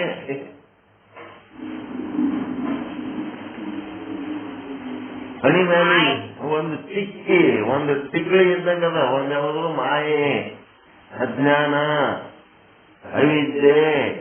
ಏನದು? ಬ್ರಹ್ಮದಿಂದ ಒಂದು ಭಿನ್ನವಾದಂಥದ್ದು ಒಂದೇನೋ ಆದ ಅಂತೇಳಿ ಅವಿದ್ಯೆ, ಅಜ್ಞಾನ, ಮಾಯ ಏನದಲ್ಲ. ಆ ಜ್ಞಾನ ಬಿಟ್ರಿ ಅಂತಂದ್ರೆ ಅಜ್ಞಾನದ ಕೆಲಸ ಚಾಲು. ನಿಮ್ಮ ಅಂತಃಕರಣದೊಳಗೆ ಅವಿದ್ಯೆ ಆದ. ಆ ಅವಿದ್ಯೆನೇ ಏನದ? ಬರೇ ಉಪಯುಕ್ತ ಚೇತನ ಒಂದೇ ಇಲ್ಲ, ಅವಿದ್ಯೆ ಆದ. ಆ ಅವಿದ್ಯೆ ಏನಾಗ್ತದಪ್ಪ ಅಂದ್ರೆ ನಿಮ್ಮ ವೃತ್ತಿ ಒಳಗ ಹರಿದು ವೃತ್ತಿಯೊಳಗಿರುವಂತ ಒಂದು ಅವಿದ್ಯೆ. ಅದಕ್ಕೇನಂತಾರ? ಚಿದಾಭಾಸ, ಜೀವ ಅಂತಾರ. ವೃತ್ತಿ ಒಳಗೆ ಬರ್ತದ ಚಿದಾಭಾಸ, ಜೀವ ಹೊರಗೆ ಬಂದು ಏನ್ ಮಾಡ್ತದಪ್ಪ ಅಂತಂದ್ರೆ ಬ್ರಹ್ಮನೇ ಘಟವಾಗಿ ನಿಂತನಲ್ಲ, ಆ ಬ್ರಹ್ಮನನ್ನು ಮರೆಸಿ ಕೇವಲ ಒಂದು ಜಡವಾದ ಘಟದ ದರ್ಶನ ಮಾಡ್ತದದು, ವ್ಯವಹಾರ ಮಾಡ್ತದದು. ಇದು ಘಟ ಅಂತದ, ಇದು ಪಟ ಅಂತದ, ಮತ್ತಿನ್ನೇನೋ ಅಂತದದು. ಜಡ ವಸ್ತುಗಳ ದರ್ಶನ ಮಾಡಿಸ್ತದ. ಜಡ ವಸ್ತುಗಳ ದರ್ಶನ ಮಾಡೋದಕ್ಕೆ ಅದು ಒಂದದ ಅವಿದ್ಯೆ. ಜಡ ವಸ್ತುಗಳ ದರ್ಶನ ಮಾಡಿ ಅದನ್ನೇ ತಗೊಂಡು ಅದನ್ನೇ ಆಟ ಆಡಿ ಅದರದೇ ಒಂದು ವ್ಯವಹಾರ ಬೇರೆನೇ ಅದ ಈ ಜಗತ್ತಿನಾಗ. ಆ ಚಿದಾಭಾಸ ಜಡ ವಸ್ತುವನ್ನ ಗುರುತಿಸ್ತದೆ ಹೊರತು ಆಭಾಸ ಸಾಭಾಸ ಏನೆಲ್ಲ ಅಂತಾರ ಅದಕ್ಕ. ಅದು ಜೀವ ಅಂತಾರ, ಅದಕ್ಕ ಕಲ್ಪಿತ ಪುರುಷ ಅಂತಾರ, ಮತ್ತಿನೇನೇನೋ ಅಂತಾರ. ಅದ್ರ ಕೆಲಸ ಏನೋ ಜಡ ವಸ್ತುಗಳದ ಆಟ. ಯಾವುದು ಬ್ರಹ್ಮ ಇಲ್ಲ ಅದನ್ನು ತೋರ್ಸೋದು. ಬ್ರಹ್ಮನೇ ಘಟವಾಗಿ ನಿಂತಾನ ಅಂತೇಳಿ ಉಪಯುಕ್ತ ಚೇತನದ ಅನುಭವಕ್ಕೆ ಬಂದ್ರ ಬ್ರಹ್ಮನನ್ನ ಮರೆಸಿ ಇದು ಘಟ ಅಂತೇಳಿ ನಿಮ್ಮ ಚಿದಾಭಾಸನ ಅನುಭವ. ಇದು ಘಟ, ಅದು ಪಟ, ಎಲ್ಲನೂ ಘಟ ಪಟ ಎಲ್ಲ ಬ್ರಹ್ಮನೇ ಆಗ್ಯಾನ. ಬ್ರಹ್ಮನೇ ಘಟನೂ ಆಗ್ಯಾನ, ಬ್ರಹ್ಮನೇ ಪಟಾದಿಗಳು ಎಲ್ಲ ಆಗ್ಯಾನ ಅಂತಂದ್ರ ಇಡೀ ಬ್ರಹ್ಮಾಂಡ ಒಂದೇ ವಸ್ತುವಿನಿಂದ ಆಗ್ಯದ ಅಂತಂದ್ರ ಅದು ಜ್ಞಾನ, ಅದು ಆನಂದವನ್ನು ಉಂಟು ಮಾಡ್ತದ. ಈಗೇನಾಯ್ತು? ಘಟಕ್ಕ ಅಧಿಷ್ಠಾನ ಯಾವುದು? ಘಟಕ್ಕೆ ಅಧಿಷ್ಠಾನ ವಸ್ತು ಯಾವುದು? ಈಗ ಬೇಕಾಗಿರೋದು ಅಧಿಷ್ಠಾನ, ಮೂಲ ಆಧಾರ, ಆತ್ಮದ ಅನುಭವ ಮಾಡ್ಕೋಬೇಕು. ಘಟ ಈ ಬ್ರಹ್ಮನನ್ನ ಹೊರತುಪಡಿಸಿ ಘಟ ಅಂತ ತೋರಿಸೋದು ನಿಮ್ಮೊಳಗಿನ ಅವಿದ್ಯೆ. ನಾಮ ರೂಪಗಳನ್ನು ತೋರಿಸೋದು ನಿಮ್ಮೊಳಗಿನ ಅವಿದ್ಯೆ ಅಥವಾ ಚಿದಾಭಾಸ ಅಥವಾ ಜೀವ ಅಥವಾ ಅಜ್ಞಾನ ಅಥವಾ ಮಾಯೆ, ಇನ್ನ ಏನ್ ಬೇಕಾದಂದ್ರೆ ಅದಕ್ಕೆ. ಘಟಕ್ಕ ಅಧಿಷ್ಠಾನ ವಸ್ತು ಯಾವುದು? ಘಟದ ಉಪಾಹಿತ ಚೇತನ ಬ್ರಹ್ಮನೇ. ಬ್ರಹ್ಮ ದೊಡ್ಡದು, ಎಲ್ಲ ಕಡೆ ಇರೋದು ಬ್ರಹ್ಮ.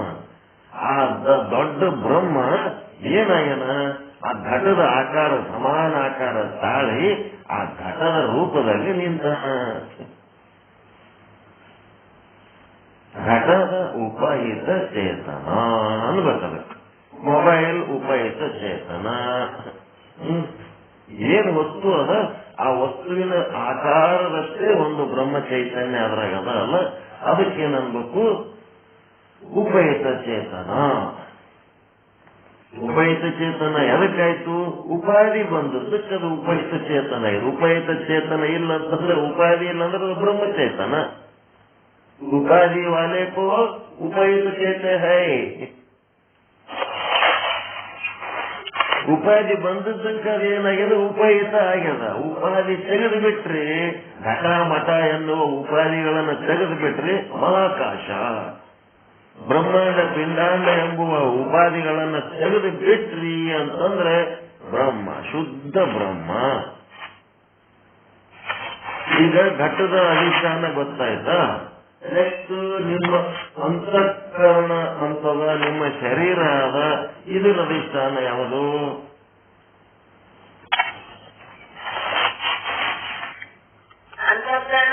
ಉಪಹಿತ ಚೇತನ. ಈಗೇನಾಗದ? ಜಾಗೃತ ಅವಸ್ಥೆಯಲ್ಲಿ ಘಟದ ಉಪಹಿತ ಚೇತನ.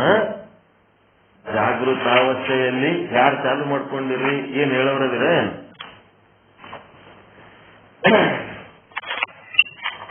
ಯಾರ ಚಾಲು ಮಾಡಿರಿ ನೋಡಿ? ಏನಾರ ಹೇಳಕ್ ಕೇಳೋದಿದ್ರೆ ಹೇಳ್ರಿ, ಇಲ್ಲಂದ್ರೆ ಬಂದ್ ಮಾತಾಡೋದಿದ್ರೆ ಮಾತಾಡಿ. ಯಾಕಂದ್ರೆ ಇದು ಗಂಭೀರ ವಿಷಯ, ಇದು ಲಕ್ಷ್ಯ ಕೊಟ್ಟು ಕೇಳಬೇಕು. ಈಗೇನಾಯ್ತು? ಘಟದ ಉಪಹಿತ ಚೇತನ ಘಟದಲ್ಲಿದೆ, ಅಂತಃಕರಣ ಉಪಹಿತ ಚೇತನ ಅಂತಃಕರಣದಲ್ಲಿದೆ. ಅವೆರಡೂ ಉಪಹಿತ ಚೇತನಗಳು ಏನಾಗ್ಯವ? ದೂರ ದೂರ ಬೇರೆ ಬೇರೆ ಕಡೆಯದವ. ಯಾವಾಗ ನಿಮ್ಮ ವೃತ್ತಿ ಹೊರಗೆ ಬಂದು ಅದರ ಆಕಾರ ತಾಳದಾಗ ಆವಾಗ ಏನಾಯ್ತು?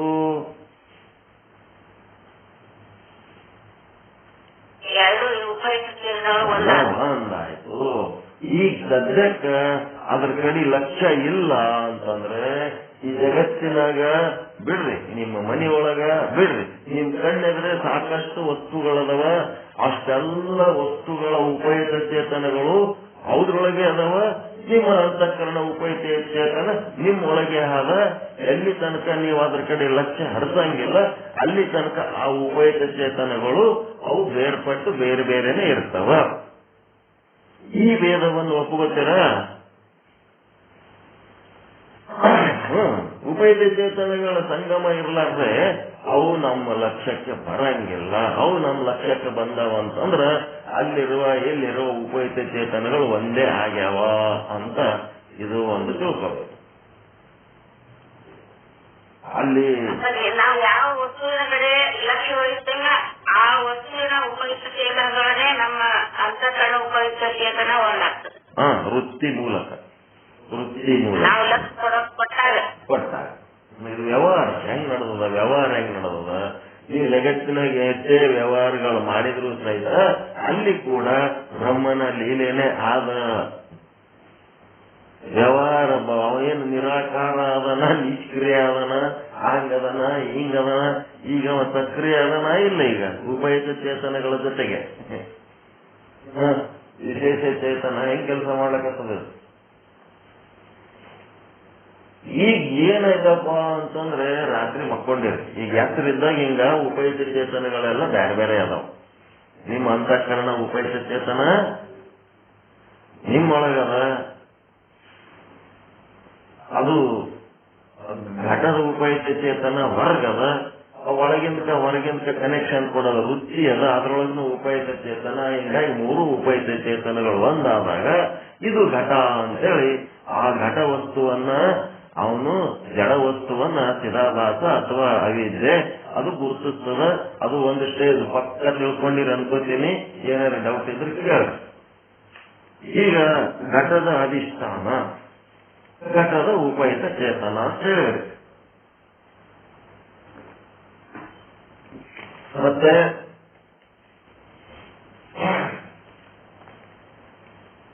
ಆ ಘಟದ ಜ್ಞಾನ ಅಂದ್ರೆ ಏನು ಅಂತಂದ್ರೆ, ಘಟ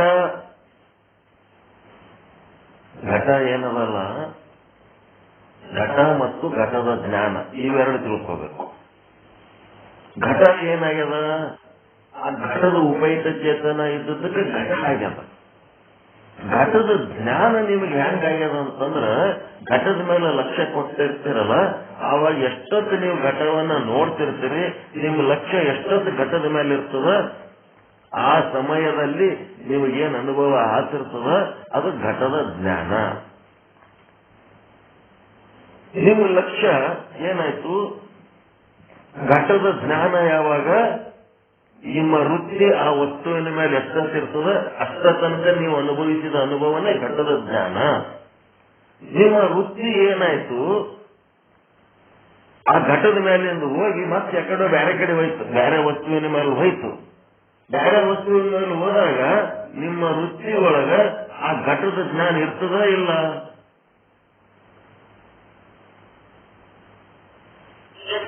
ಇರ್ತದ. ಯಾವ ರೂಪದಲ್ಲಿ ಇರ್ತದ? ಸ್ಮೃತಿಯ ರೂಪದಲ್ಲಿ ಇರ್ತದ.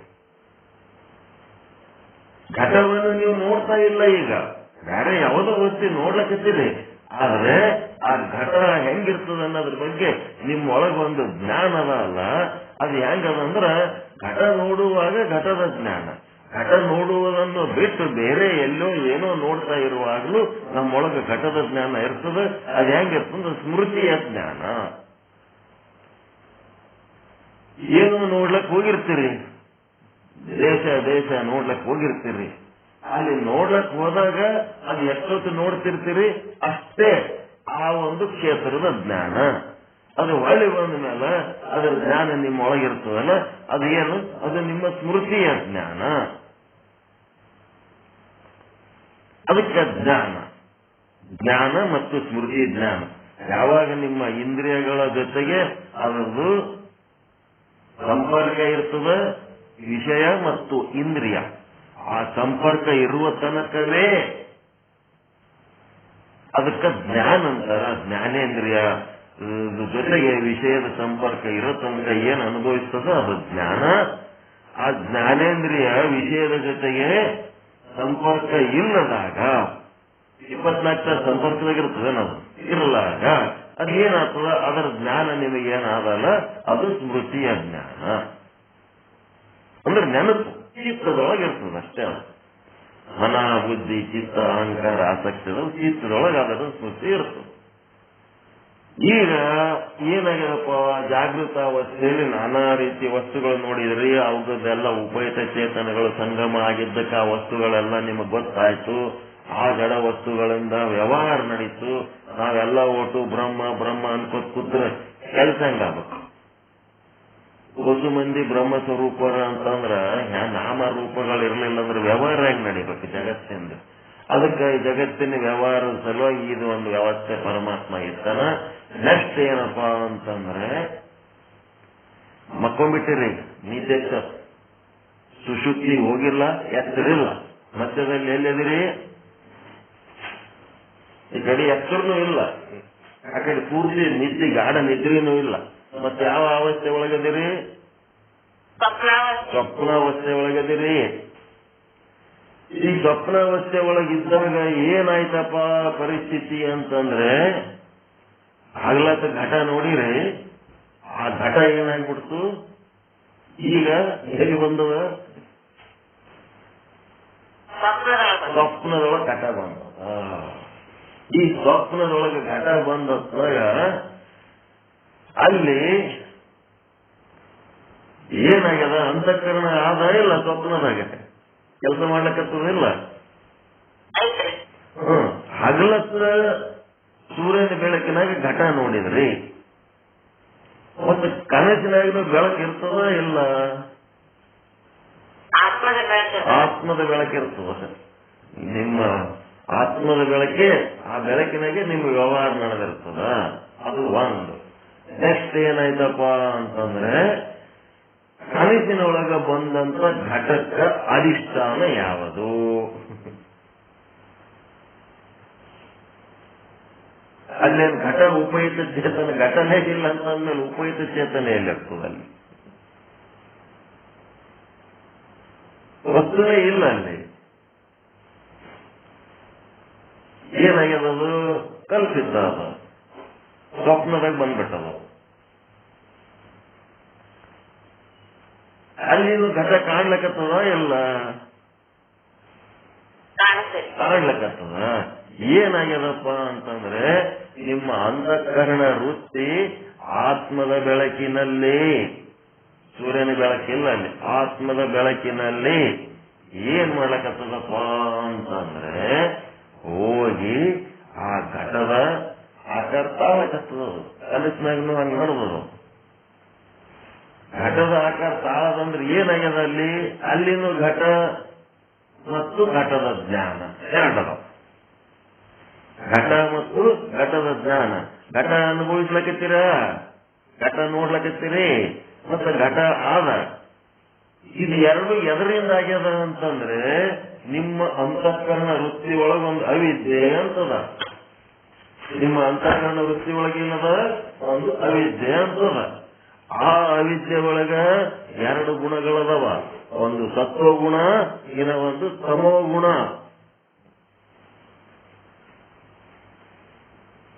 ಏನಾಗ್ಯದ? ಆ ತಮೋ ಗುಣ ಹೋಗಿ ಏನಾಗ್ಯದ? ಘಟ ಆಗಿ ಕೂತದ ನಿಮ್ಮೊಳಗ. ಕನಸಿನೊಳಗ ನಿಮಗೆ ಏನೇನು ವಸ್ತುಗಳು ಬರ್ತಾವ, ಆ ಎಲ್ಲ ವಸ್ತುಗಳು ನಿಮ್ಮ ಅಂತಃಕರಣ ವೃತ್ತಿಯ ತಮೋ ಗುಣಗಳು. ಕನಸಿನೊಳಗ ತಮೋ ಗುಣನೇ ಏನಾಗ್ತದಂದ್ರ ವಸ್ತುಗಳ ರೂಪ ತಾಳ್ತದ. ಮತ್ತೆ ಇದು ಘಟ, ಇದು ಜಾತ್ರೆ, ಇದು ತೇರು, ಇದು ಕಬ್ಬಿನಾಲಿನ ಅಂಗಡಿ, ಇದು ಆಟದ ಸಾಮಾನಿನ ಅಂಗಡಿ, ಇದು ಈಗ ಬುದ್ಧಿ ಕುಂಕುಮ ತೆಂಗಿನಕಾಯಿ ಮರ ಅಂಗಡಿ, ಜಾತ್ರೆ ಎಲ್ಲ ಬಂದಿರ್ತದಿಲ್ಲ ನಿಮ್ಮ ಇದ್ರಾಗ ಕನಸಿನಾಗ. ಅದೆಲ್ಲ ಓಟು ಎದರಿಂದ ಆಗಿರ್ತದಂತಂದ್ರೆ, ನಿಮ್ಮ ಅಂತಃಕರಣದೊಳಗಿರುವಂತ ಆ ವೃತ್ತಿ ಒಳಗಿರುವಂತ ಅವಿದ್ಯೆಯ ಒಂದು ಭಾಗ ಯಾವುದಂತಂದ್ರೆ, ಅವಿದ್ಯೆಯ ಯಾವ ಗುಣ? ತಮೋ ಗುಣ. ತಮೋ ಗುಣನೇ ವಸ್ತುವಿನ ಆಕಾರ ತಾಳ್ತದ. ಮತ್ತ ನಿಮ್ಮ ಅಂತಃಕರಣ ವೃತ್ತಿ ಒಳಗಿರುವಂತ ಅವಿದ್ಯೆ ಒಳಗಿರುವಂತ ಒಂದು ಸತ್ವಗುಣ ಏನದಲ್ಲ, ಅದರದ ಜ್ಞಾನಾಕಾರ ತಾಳ್ತು. ಅದರದ ಜ್ಞಾನ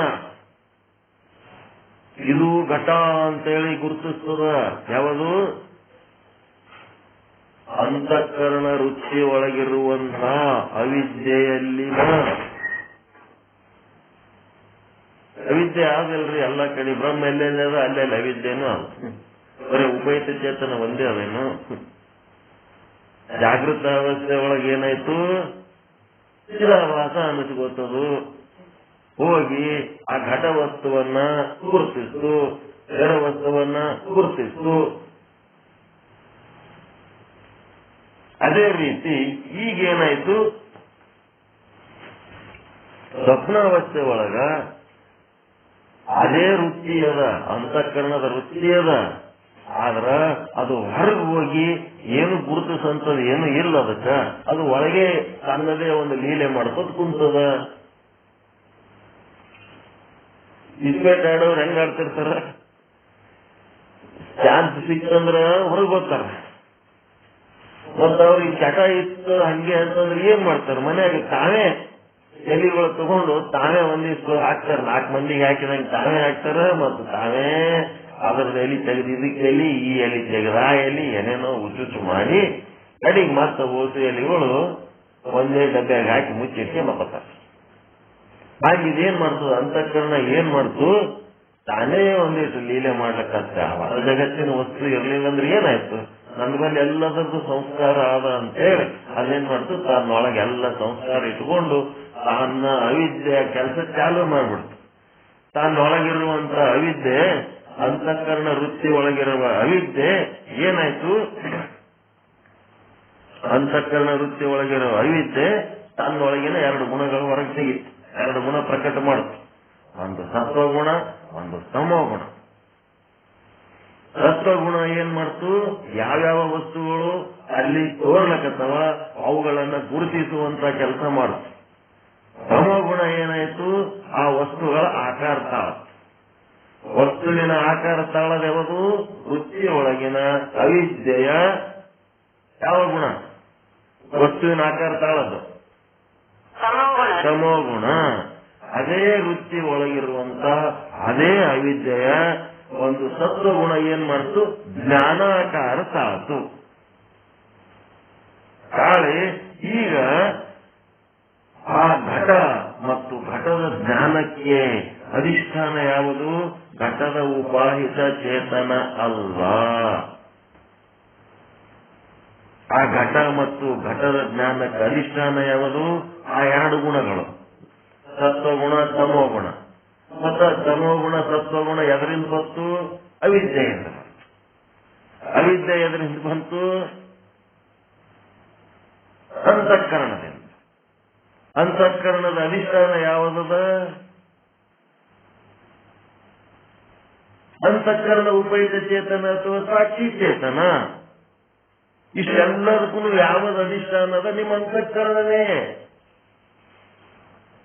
ಘಟಕ ಕನಸಿನಲ್ಲಿ ಉಂಟಾದ ಘಟ ಮತ್ತು ಘಟದ ಜ್ಞಾನಕ್ಕ ನಿಮ್ಮ ಅಂತಃಕರಣ ಉಪಯುಕ್ತ ಚೇತನ.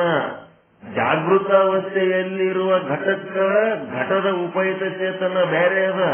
ಕನಸಿನಾಗ ಬಂದ ಘಟಕ್ಕ ಘಟದ ಜ್ಞಾನಕ್ಕ ಅಧಿಷ್ಠಾನ ಯಾವುದು ಅಂತಂದ್ರೆ ನಿಮ್ಮ ಉಪಯುಕ್ತ ಚೇತನವೇ. ಹೀಗಾಗಿ ಆ ಘಟದ ಉಪಯುಕ್ತ ಚೇತನ, ಅಂತಃಕರಣ ವೃತ್ತಿ ಒಳಗಿರೋ ಉಪಯುಕ್ತ ಚೇತನ ಮತ್ತು ಅಂತಃಕರಣ ಒಳಗಿರೋ ಉಪಯುಕ್ತ ಚೇತನ ಅಲ್ಲಿನೂ ಒಂದಾಗ್ಯಾವ ಕನಸಿನೊಳಗ. ಆದರೆ ಅಲ್ಲಿ ವಸ್ತು ಉಪಯುಕ್ತ ಚೇತನ ಮತ್ತು ಅಂತಃಕರಣ ಉಪಯುಕ್ತ ಚೇತನ ಜಾಗೃತಾವಸ್ಥೆಯಲ್ಲಿ ಬೇರೆ ಬೇರೆ ಇದ್ದರೂ ಕೂಡ ಈ ಸ್ವಪ್ನಾವಸ್ಥೆಯಲ್ಲಿ 2 ಉಪಯುಕ್ತ ಚೇತನಗಳು, 2ಕ್ಕೂ ಉಪಯುಕ್ತ ಚೇತನ ಯಾವುದದ, ಸಾಕ್ಷಿನೇ ಅದ. ಘಟಕನು ಅದೇ ಉಪಯುಕ್ತ ಚೇತನ, ಅಂತಃಕರಣ ಉಪಯುಕ್ತ ಚೇತನ, ಅಂತಃಕರಣಕ್ಕೂ ಅಧಿಷ್ಠಾನ ಅದ. ಅಂತಃಕರಣ ಉಪಯುಕ್ತ ಚೇತನನೇ ಆ ಘಟ ಮತ್ತು ಘಟದ ಜ್ಞಾನಕ್ಕೂ ಅಧಿಷ್ಠಾನ ಆದ. ನಿಮ್ಮ ಅಂತಃಕರಣನೇ ಉಪಯುಕ್ತ ಚೇತನ ಇಲ್ಲ ಅಂದ್ರೆ ಅಂತಃಕರಣ ಇರ್ಲಕ್ ಸಾಧ್ಯ ಇಲ್ಲ. ಅಂತಃಕರಣ ಇರ್ಲಿಕ್ಕೆ ಸಾಧ್ಯ ಇಲ್ಲ ಅಂತಂದ ಮೇಲೆ ಅಂತಃಕರಣ ವೃತ್ತಿ ಇರ್ಲಕ್ ಸಾಧ್ಯ ಇಲ್ಲ. ಅಂತಃಕರಣ ವೃತ್ತಿ ಇರ್ಲಕ್ ಸಾಧ್ಯ ಇಲ್ಲ ಅಂತಂದ್ರೆ ಅಂತಃಕರಣದೊಳಗೆಂದು ಅವಿದ್ಯೆ ಇರ್ಲಕ್ ಸಾಧ್ಯ ಇಲ್ಲ. ಅಂತಃಕರಣದ ಅವಿದ್ಯೆ ಇರ್ಲಿಲ್ಲ ಅಂತಂದ್ರೆ ಅಲ್ಲಿ ಸತ್ವಗುಣ ತಮೋಗುಣ ಇರ್ಲಕ್ ಸಾಧ್ಯ ಇಲ್ಲ. ಅಲ್ಲಿ ಸತ್ವಗುಣ ತಮೋಗುಣ ಇರ್ಲಿಲ್ಲ ಅಂತಂದ್ರೆ ಘಟ ಮತ್ತು ಘಟದ ಜ್ಞಾನ ಆಗ್ಲಿಕ್ಕೆ ಸಾಧ್ಯ ಇಲ್ಲ. ಹೀಗಾಗಿ ಘಟ ಮತ್ತು ಕನಸಿನಲ್ಲಿ ಬಂದ ಘಟ ಮತ್ತು ಘಟದ ಜ್ಞಾನಕ್ಕೆ ಯಾವುದು ಅಧಿಷ್ಠಾನವಾಯಿತು, ನಿಮ್ಮ ಅಂತಃಕರಣ ಉಪಯುಕ್ತ ಚೇತನ ಅಥವಾ ಸಾಕ್ಷಿ.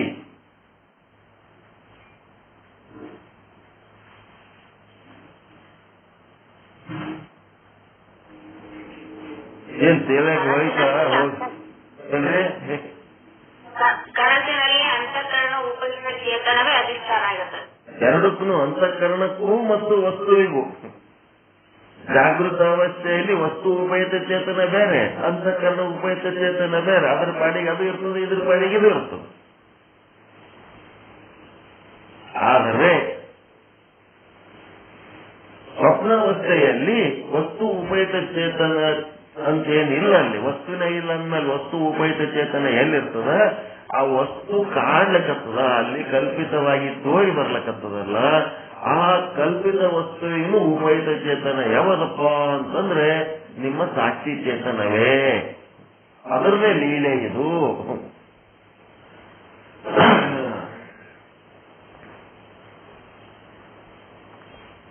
ಹೋಯ್ತ ಚೆನ್ನಾಗ. ಇದ್ರ ಮುಂದಿನ ಭಾಗಕ್ಕೆ ಎಳ್ಕೊಂಡು ಹೋಗ್ಬೇಕಂದ್ರೆ ಇಲ್ಲೇ ನಿಂತು ಬಿಟ್ಟದು, ಸೈಲೆಂಟ್ ಆಗ್ಯದ ಗಾಡಿ.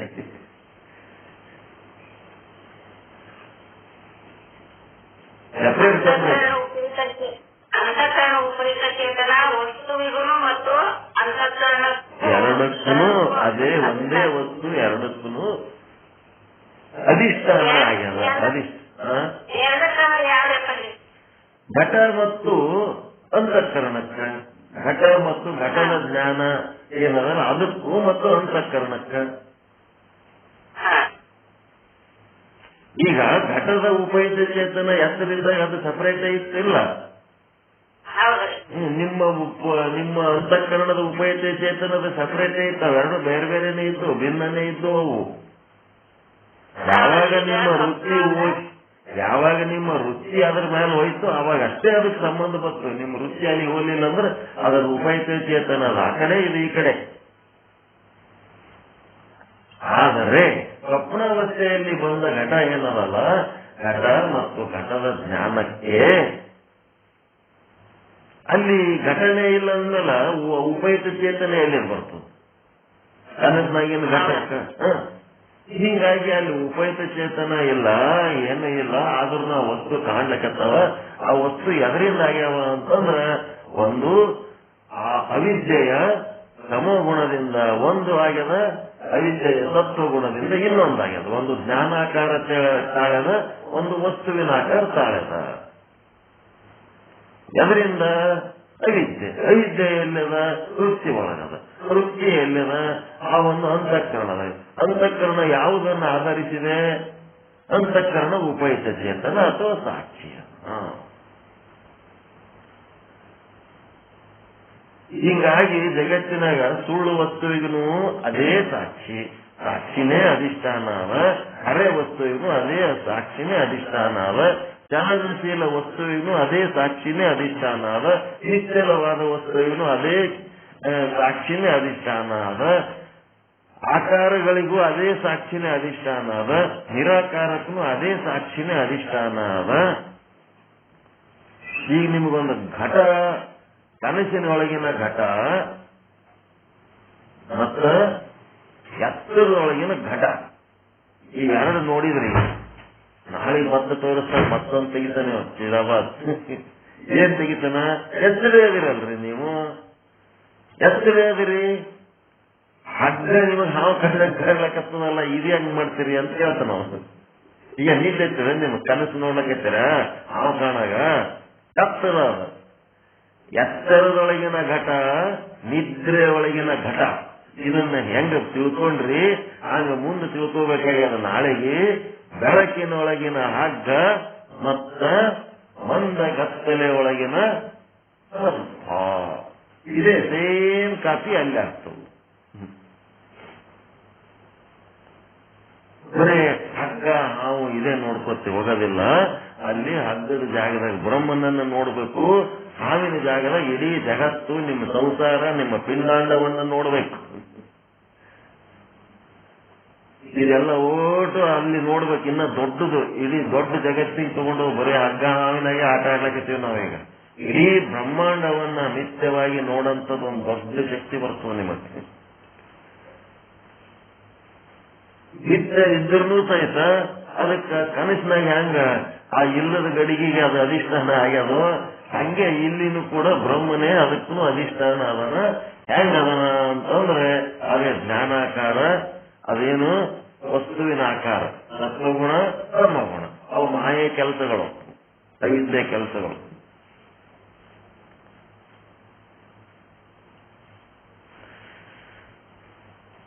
ಇದು ಪಾಠ ಮತ್ತೊಂದ್ಸಾರಿ ಹಚ್ಕೊಂಡು ಕೇಳ್ರಿ. ನಾನು 4 ಪಾಯಿಂಟ್ ಕವರ್ ಮಾಡ್ಬೇಕಂದ್ರೆ 2 ಪಾಯಿಂಟ್ ಆದವು ಇವು. ಎತ್ತರದೊಳಗಿನ ಘಟ, ಕನಸಿನೊಳಗಿನ ಘಟ ಇದಾದ್ಮೇಲೆ ಮುಂದೆ ಹೋಗ್ಬೇಕಾಗಿತ್ತು. ಬೆಳಕಿನೊಳಗಿನ ಹಗ್ಗ, ಕತ್ತಲೆ ಒಳಗಿನ ಹಾವು ಅದನ್ನು ನೋಡ್ಬೇಕಾಗಿತ್ತು. ಅದು ಮಾಡ್ಲಿಕ್ಕೆ ಆಗಲಿಲ್ಲ.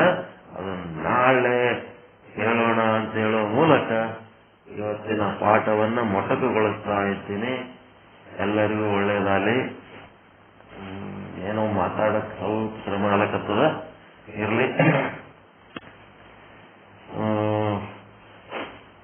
ಏನ್ ಮಾಡೋದು, ಮುಂದೇನ್ ಮಾಡ್ತೀರಿ ಮಾಡಿ. ಪರಮಾನಂದ ಪ್ರಾಪ್ತಿ ಭವ, ಸರ್ವ ದುಃಖ ನಿವೃತ್ತಿ ಭವ, ಇಷ್ಟಾರ್ಥ ಸಿದ್ಧಿರಸ್ತು, ಯಶಸ್ವಿ ಭವ, ಯಶಸ್ವಿ. ಓಂ ಶಾಂತಿ ಶಾಂತಿ.